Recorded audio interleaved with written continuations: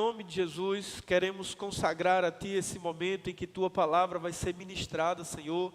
Eu me coloco à Tua disposição para que você me use como um instrumento Teu, e que cada família, que cada filho, que cada marido, que cada pai, esposa que está aqui essa noite, seja alcançada pela palavra que você pôs em meu coração. Eu oro, Pai, para que as famílias sejam tocadas pela Tua palavra, no nome poderoso de Jesus. Amém, irmãos? Hoje é uma noite especial para nós, porque um casal da nossa igreja vai estar se casando, amém? E eu achei que seria muito apropriado trazer uma palavra sobre família, aquilo que a Bíblia define como família, aquilo que a Bíblia tem como conceito de família. E eu queria que você abrisse comigo lá no livro de Gênesis, no capítulo 2, no versículo 18. Muitas das nossas perguntas, elas são respondidas no livro de Gênesis, o primeiro livro da Bíblia.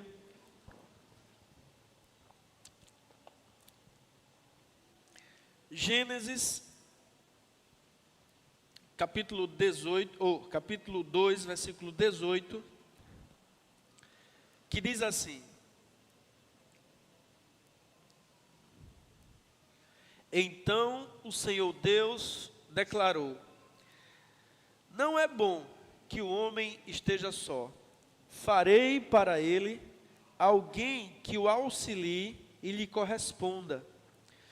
E do versículo 21 em diante diz assim: Então o Senhor Deus fez o homem cair em profundo sono e, enquanto este dormia, tirou-lhe uma das costelas, fechando o lugar com carne. Com a costela que havia tirado do homem, o Senhor Deus fez uma mulher e a levou até ele e disse então o homem: Esta sim é osso dos meus ossos e carne da minha carne. Ela será chamada mulher, porque do homem foi tirada.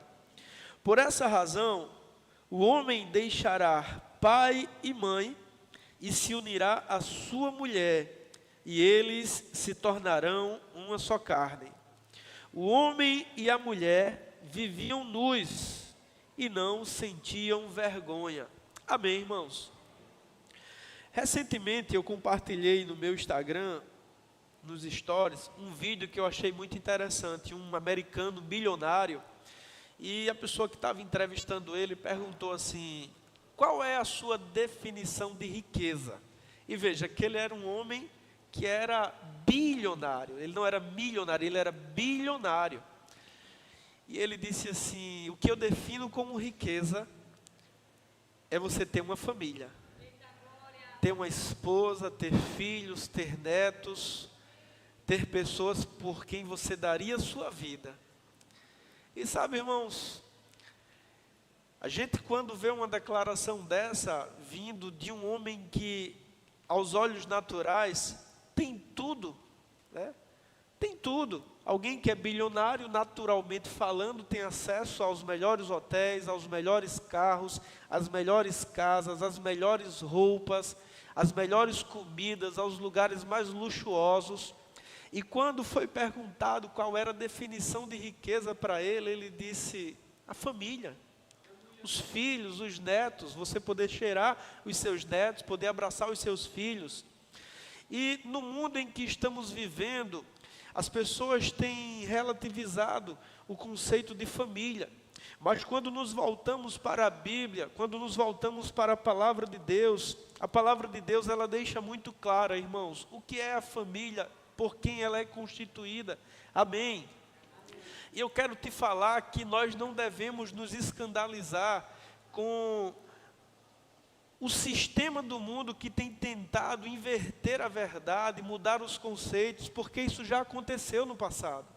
Quando estudamos a história, e principalmente a história da igreja, a gente vai ver que por muitos anos e em vários momentos da história, aquilo que temos como princípio, que vem da palavra de Deus, já foram atacados, bombardeados. Amém? Mas nascem os príncipes e morrem os reis, mas a palavra de Deus, ela continua imutável, continua eterna.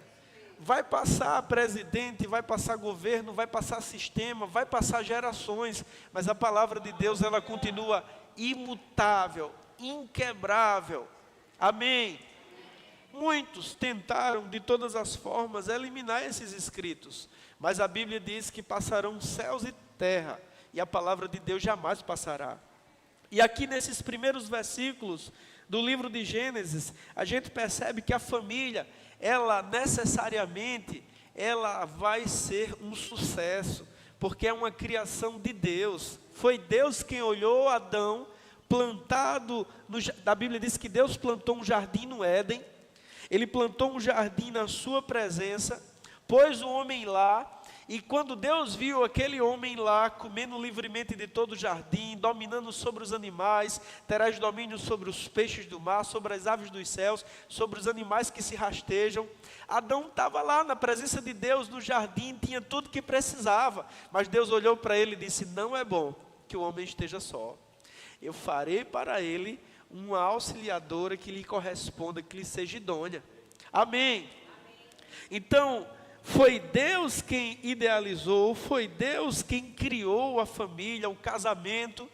E o casamento, ele tem tudo para ser um sucesso, ele tem tudo para ser uma grande bênção.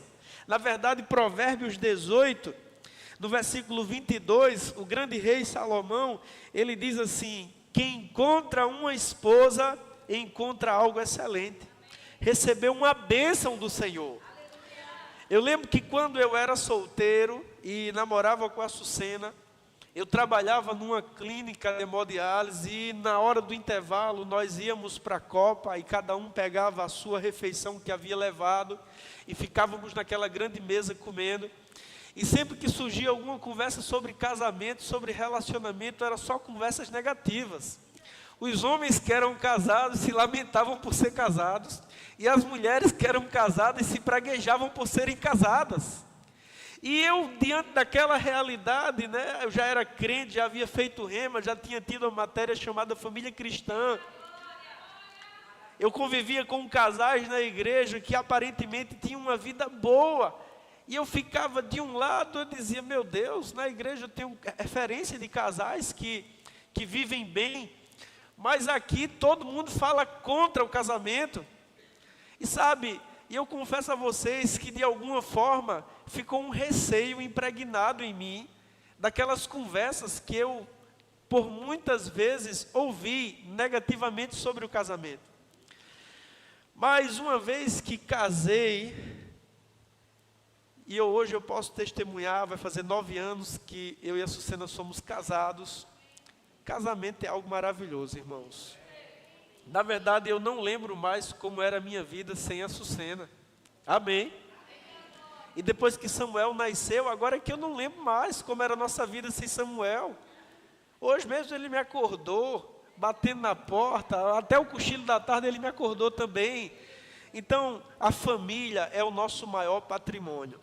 Eu li um livro uma vez sobre família e o autor, ele começa o livro no prefácio com algo que eu achei maravilhoso. Ele diz assim, vamos supor que estejamos vivendo a Terceira Guerra Mundial. E acabou de ser lançada uma bomba poderosa que devastou toda a sua cidade. Mas você, de alguma forma, conseguiu se esconder e conseguiu se preservar dessa bomba. E você desperta, qual seria a primeira coisa que você faria? Ele faz uma pergunta retórica e ele mesmo responde. Ele diz, você procuraria os seus. Você procuraria os seus parentes, a sua casa, a sua família. Porque no final das contas, o nosso bem mais precioso é a família que Deus nos deu.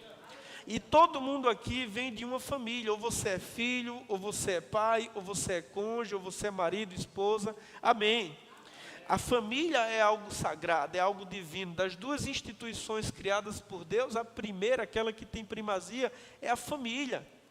E nós, irmãos, não podemos nos amoldar ao padrão do mundo. O mundo está relativizando. Hoje 2 homens podem ser uma família para o mundo. Hoje 2 mulheres podem ser uma família para o mundo.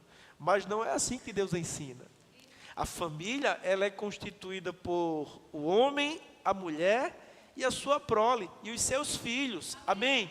Esse é o padrão de Deus, esse é o padrão estabelecido por Deus. Amém, irmãos? E quando Adão desperta daquele profundo sono, ele faz uma declaração que é intrigante e ao mesmo tempo reveladora para nós. Ele diz, esta sim. Por que esta sim? Porque anteriormente ele estava colocando o nome nos animais. Deus fez com que os animais viessem à sua frente. E ele colocava o nome dos animais. E ele reparou que o leão tinha leoa, que o galo tinha galinha, que a ovelha tinha um carneiro, que o bode tinha cabra. E ele disse, mas não tem ninguém que se equipare a mim. Amém. E quando Deus o faz deitar no profundo sono, imagina, irmãos, ele acorda ali, está Eva lá pelada na frente dele. Não existia pecado, amém? E a primeira mulher criada por Deus era perfeita. E ele diz, essa sim, essa é osso dos meus ossos, carne da minha carne. Ela será chamada mulher, porque do homem foi tirado. Por esta razão, o homem deixará pai e mãe, e se unirá à sua mulher, e eles se tornarão uma só carne. Eu te pergunto, se o meu osso doer, eu não vou sentir a dor? Ela é osso dos meus ossos, carne da minha carne. O que machuca a Sucena, me machuca. O que machuca a mim, machuca ela. Já não são dois, mas um. Amém. Uma vez que você se une em matrimônio, não são mais dois. Não é mais a minha vontade, os meus sonhos, os meus projetos, o meu dinheiro. Não é o nosso sonho, é o nosso projeto, é o nosso dinheiro. Amém, irmãos? Amém. Por isso deixará o homem pai e mãe. Aqui tem outro ensinamento. Quem casa quer casa. Eu sei que existem situações em que às vezes um casalzinho precisa passar um tempo na casa dos sogros, na casa dos pais. Ei, mas que seja rápido. Nem que você vá morar em apenas 2 vãos, um lugar de dormir e um lugar de tomar banho. Mas que você tenha o seu lugar. Porque o casal, irmãos, o reino de Deus é uma monarquia. E o casamento também é um tipo de monarquia. O marido, ele é o rei. A esposa é a rainha. Os filhos são os príncipes. E a sua casa, o seu lar, é o reino. Então, cada rei precisa ter o seu reino. Cada rainha precisa ter o seu reino. Amém? Eu sei que existem situações que quando os pais ficam velhos e muitas vezes precisam do cuidado, amém? É necessário vir morar com os filhos e isso é bíblico. A Bíblia diz que aquele que não cuida dos seus parentes é pior do que o descrente e negou a fé. Eu particularmente quando namorava com a Sucena, eu disse a ela, se um dia os seus pais na velhice precisarem morar conosco, eles morarão. E se os meus pais precisarem morar conosco, quando estiverem velhos, eles irão morar. Isso é o que a gente conversou no namoro. Amém? Não é dessa situação que a Bíblia está falando. Mas a Bíblia está dizendo que quem casa quer casa. O homem deve deixar o seu pai e a sua mãe e se unir à sua mulher, e os dois serão uma só carne. Amém, irmãos? O homem e a mulher viviam nus. Aqui também traz um ensinamento para nós. Não existe segredo casal. Não existe, irmãos, senha entre casais. Uma vez que você se une em matrimônio, você está assumindo de que você não tem mais privacidade. Amém. Uma vez que você se une em matrimônio, você perdeu sua privacidade. Afinal de contas, vocês são uma só carne. Amém.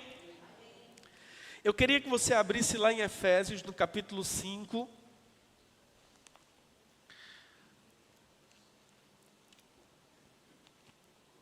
E vou ser bem breve essa noite, porque nós temos uma cerimônia a realizar.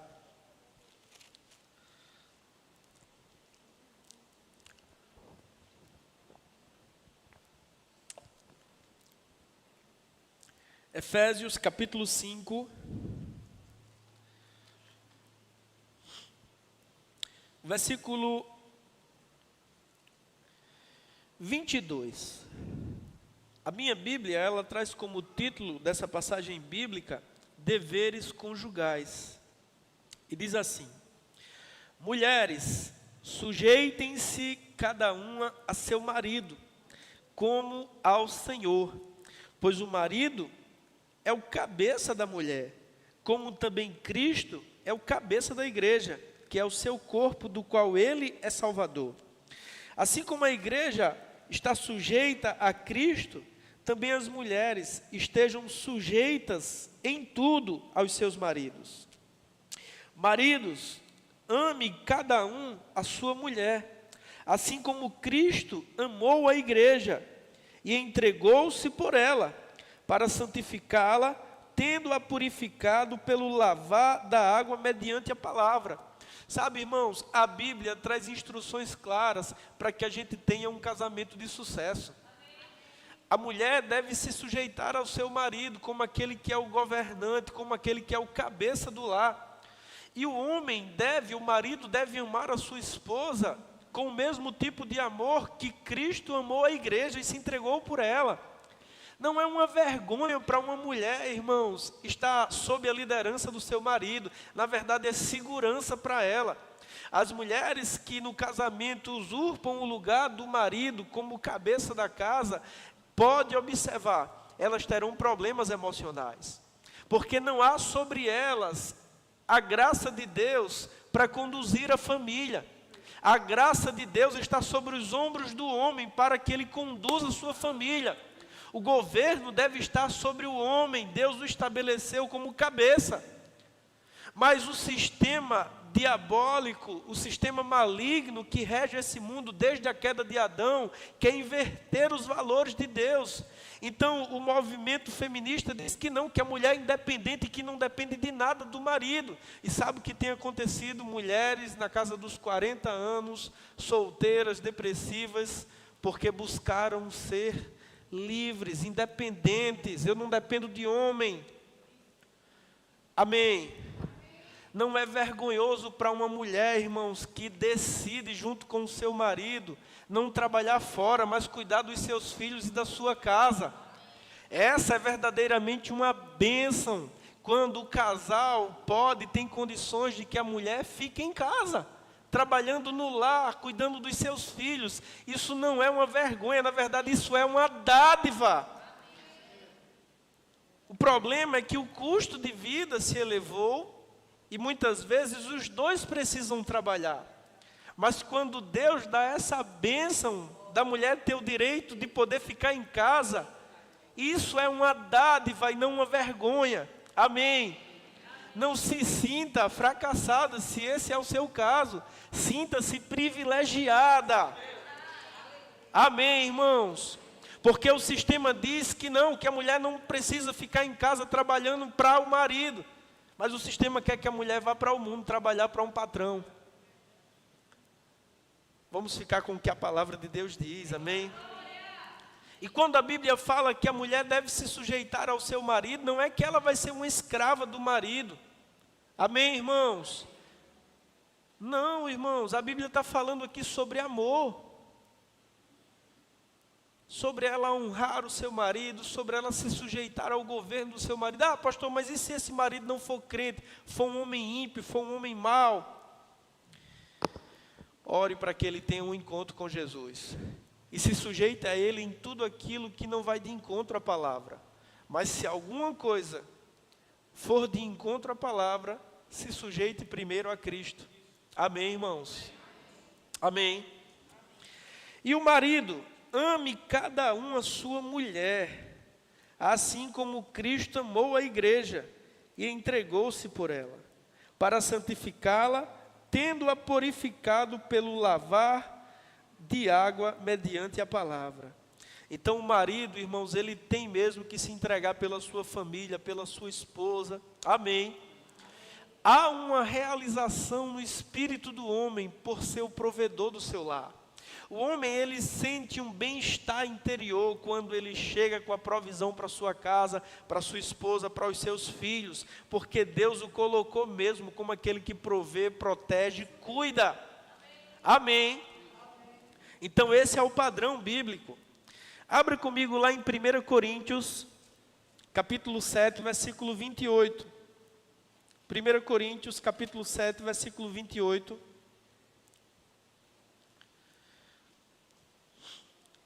Aqui no capítulo 7 da primeira carta de Paulo aos Coríntios, ele dá vários conselhos. Ele dá conselho aos casados, aos solteiros, às virgens, às viúvas, aquelas que possuem maridos descrentes. E aqui no versículo 28, diz assim: mas se vier a casar-se, não comete pecado. E se uma virgem se casar, também não comete pecado. Mas aqueles que se casarem enfrentarão muitas dificuldades na vida. E eu gostaria de poupá-los disso. O contexto aqui, irmãos, é que Paulo está dizendo que aquele que é solteiro, ele se dedica às coisas do Senhor, mas aquele que é casado se dedica em agradar o seu marido ou a sua esposa. E ele continua falando: ó, eu queria que vocês fossem como eu, que não casassem, mas cada um recebeu de Deus o seu dom. Se você não consegue se conter, é melhor casar-se do que ficar ardendo de vontade, de paixão. E aqui no versículo 28, ele na parte B do versículo, ele diz: mas aqueles que casarem enfrentarão muitos problemas na vida, muitos problemas na carne. Então a Bíblia já nos mostra que o casamento, ele também não vai ser um mar de rosas. A gente vai ter conflitos, a gente vai ter momentos em que você acorda de mau humor, em que a mulher quer falar e você quer ficar calado, amém? Em que você não quer ouvir nada e a mulher quer falar. Parece que a minha cabeça vai explodir. Eu digo: pelo amor de Deus! Amém? Lá em casa, quando eu acordo, eu preciso de 1 hora para acordar. Acordo 7h30, fico na cama até às 8, e das 8 às 9 eu ainda estou sonolento.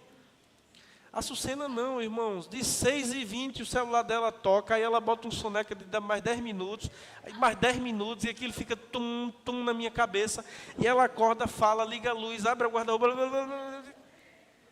e eu estou calado, acordando aos poucos. Então são duas personalidades diferentes, com certeza isso vai gerar conflitos. A primeira toalha que eu vejo no banheiro, eu pego e me enxugo. Ela fica chateada porque não quer que eu me enxugue com a toalha dela. Mas eu também fico chateado porque às vezes ela deixa a roupa dela em cima da cama. E tem coisas que a gente não muda.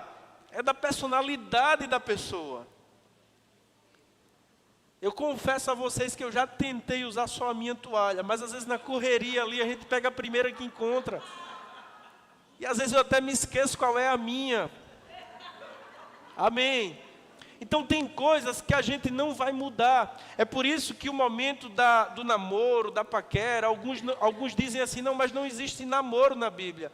Não, de qualquer forma existia. Tinha um contrato entre as famílias. Eles se comprometiam em casamento e ali dava tempo de se conhecer. Amém? Então o momento do namoro, do noivado, é justamente isso, é para que você veja as virtudes daquela pessoa e também veja os defeitos e analisar se você vai suportar aqueles defeitos para o resto da vida. Não case na intenção de dizer assim: mas fulano vai mudar. Olha, provavelmente não mude. Se você casa com essa não, mas vai mudar, você está se iludindo, porque tem coisas que não mudam. É da personalidade.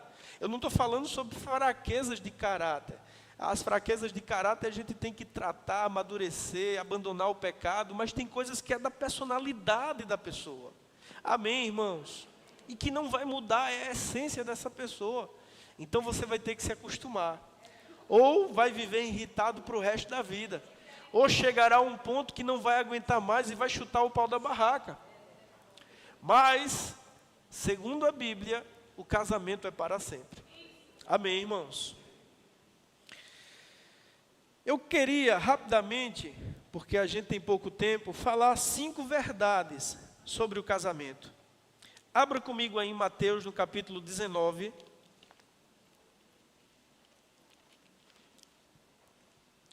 Mateus, capítulo 19.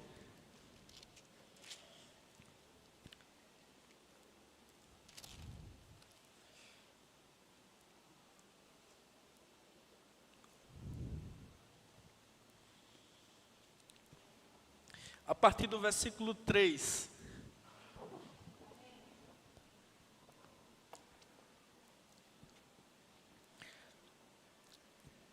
Alguns fariseus aproximaram-se dele para pô-lo à prova. E perguntaram-lhe: é permitido ao homem divorciar-se de sua mulher por qualquer motivo? Ele respondeu: vocês não leram que no princípio o Criador fez homem e mulher? E disse: por essa razão o homem deixará pai e mãe, se unirá à sua mulher e os dois se tornarão uma só carne? Assim, eles já não são dois, mas sim uma só carne. Portanto, o que Deus uniu, ninguém separe. Amém, irmãos? A primeira verdade sobre o casamento é que ele é para a vida toda. O casamento, ele é para a vida toda. Não separe o homem aquilo que Deus ajuntou. Não é que Deus predestinou você a casar com a sua esposa. Não é que Deus predestinou Adriano a casar com Ivânia. Não, essa foi uma decisão deles. Eles decidiram, eles se apaixonaram e decidiram que essa paixão se transformaria em amor. Mas no momento em que eles se unem em matrimônio, eles se uniram diante de Deus. Na verdade, irmãos, a relação sexual, e como Deus planejou que fosse, que a mulher se guardasse para o seu marido e o marido se guardasse para a sua mulher, na verdade é uma aliança de sangue feita perante o Criador. Em Provérbios diz que a mulher não deve deixar o marido da sua mocidade diante de Deus. E de fato é uma aliança de sangue. Você já se perguntou o porquê Deus ter colocado uma parte do canal vaginal da mulher? Você já se perguntou por que Deus pôs um prepúcio no homem?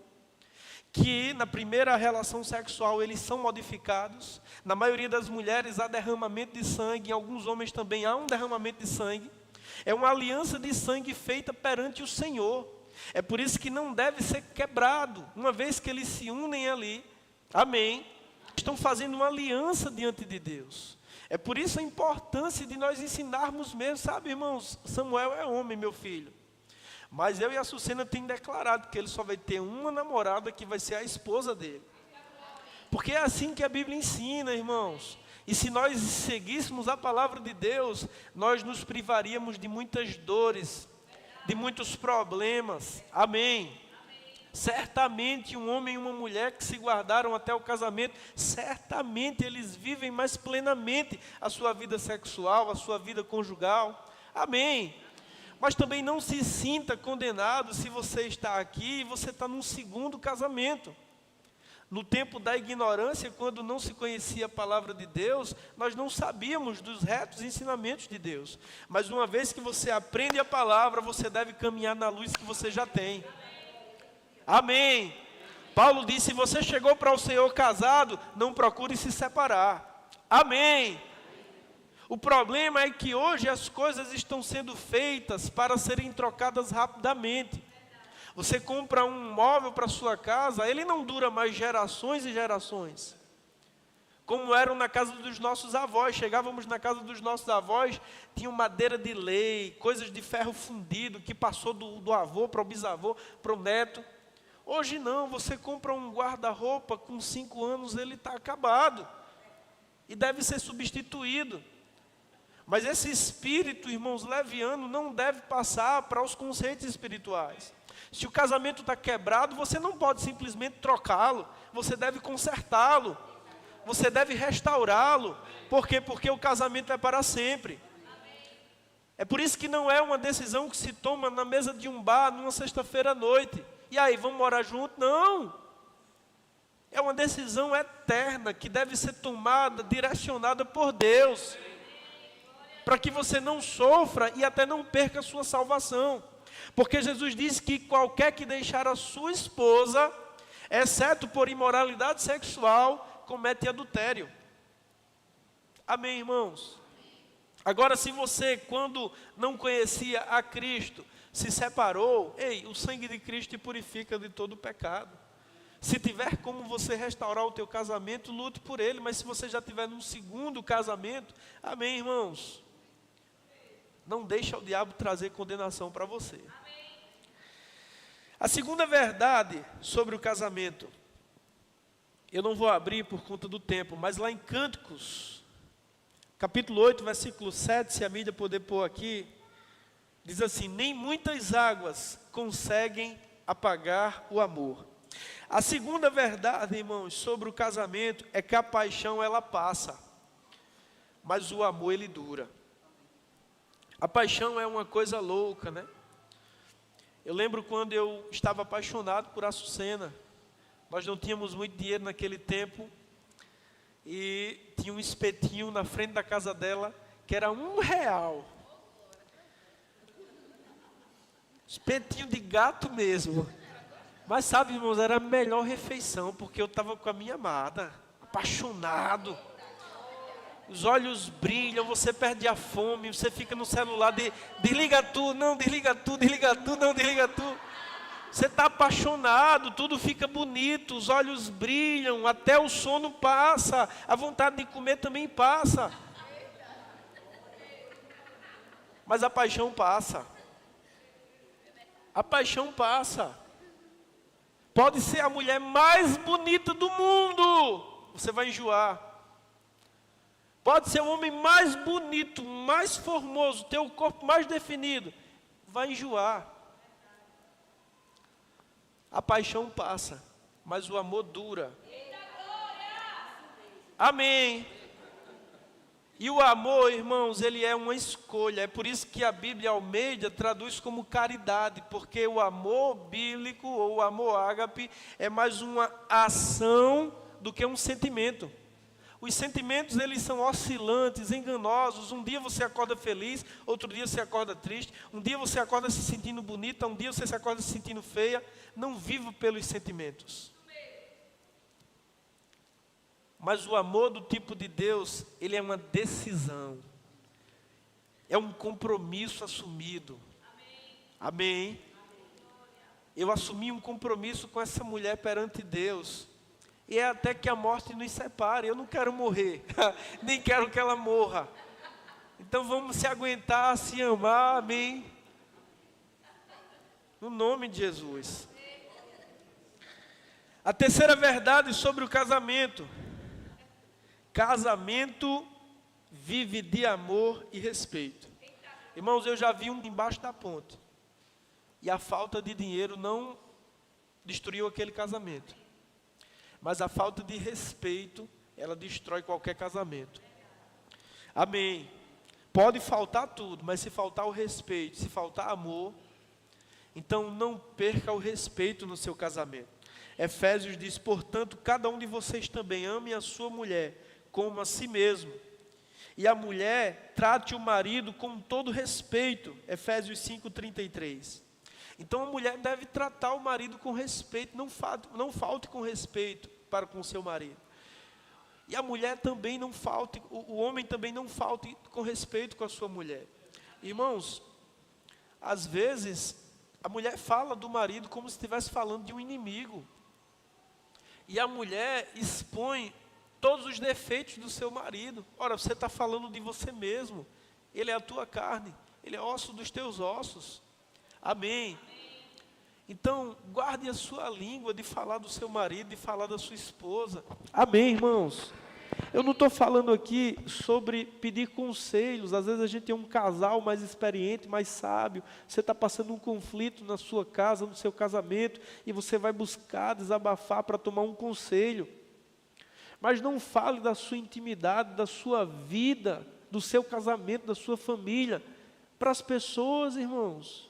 Não exponha a sua vida, não exponha o seu casamento, amém? A não ser que seja com pessoas sábias de Deus que vão te aconselhar a restaurar o seu relacionamento, amém?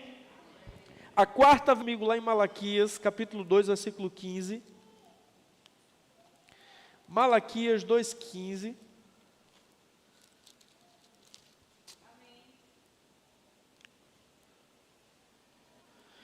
diz assim, para ganharmos tempo: não foi o Senhor quem o fez um só, em corpo e em espírito, e eles lhe pertencem? E por que um só? Porque ele desejava uma descendência consagrada. Portanto, tenham um cuidado, não sejam infiéis à mulher da sua mocidade. E o versículo 16 diz: eu odeio o divórcio, diz o Senhor, o Deus de Israel. Irmãos, a quarta verdade sobre o casamento é que casamento é sinônimo de exclusividade.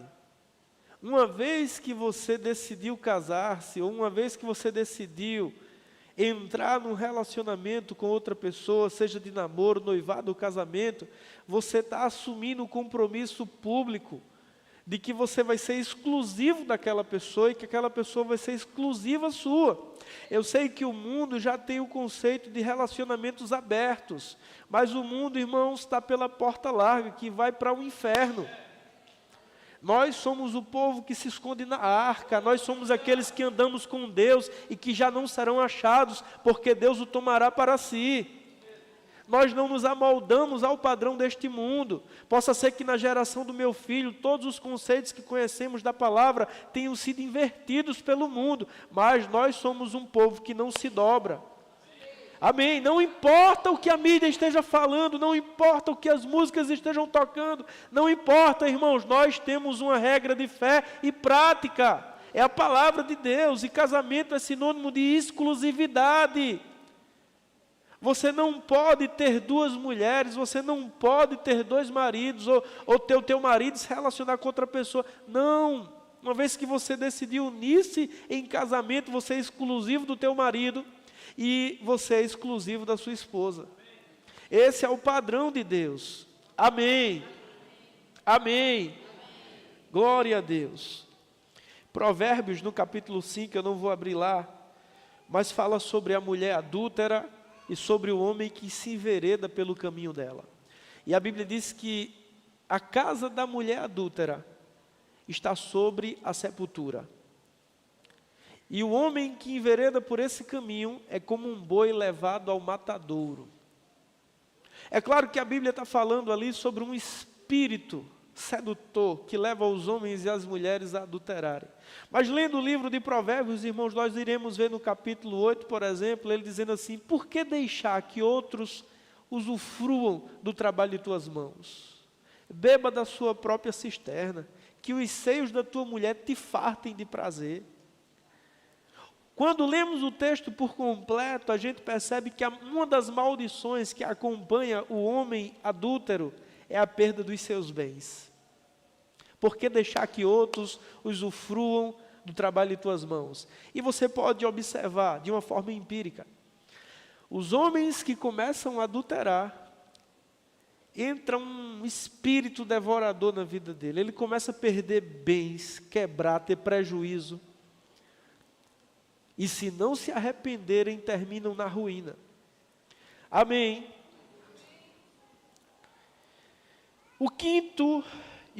A quinta e última verdade sobre o casamento que eu queria falar essa noite. 1 Coríntios, capítulo 11, versículo 11.